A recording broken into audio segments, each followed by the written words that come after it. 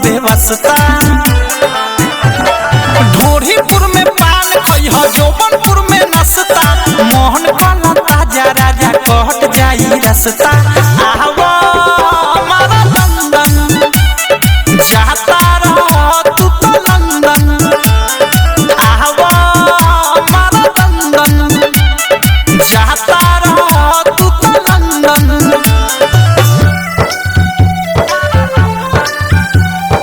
Music by Vikesh भोजपुरिया।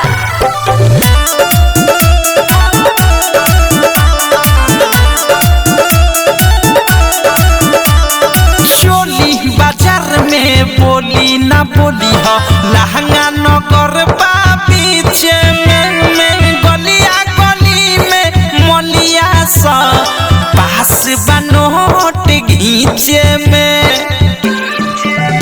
अरे चोली बाजार में बोली ना बोली हो, लहंगा नगर बा पीछे में गलिया गली में मलिया सा पास बनोट घींचे में। झूलापुर रसगुल्ला खइह, सायापुर सब पापड़ी, महालपुर में मिश्री मिली सोट के खइह बाबड़ी। लालीपुर में घूमे सब छौरी खाली लाबड़ी, जाए के बेरी खालो होई जवानी के मुर्गा बड़ी।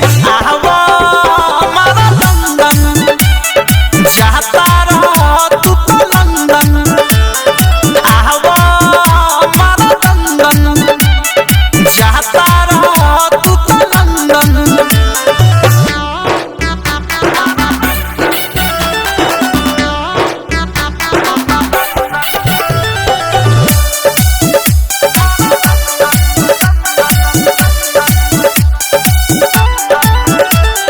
सारी नगर में गाड़ी न जइह, कमर नगर न तो छूट जाई।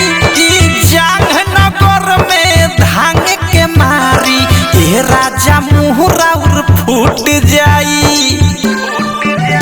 और सारी नगर में गाड़ी न जइह, कमर नगर न तो छूट जाई।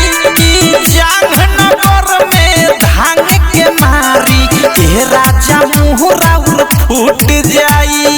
पेट नगर में लेट न करिह, लोगों हाके ढीठ बा, आगापुर से पाछा अइब चौक एगो पीठ बा।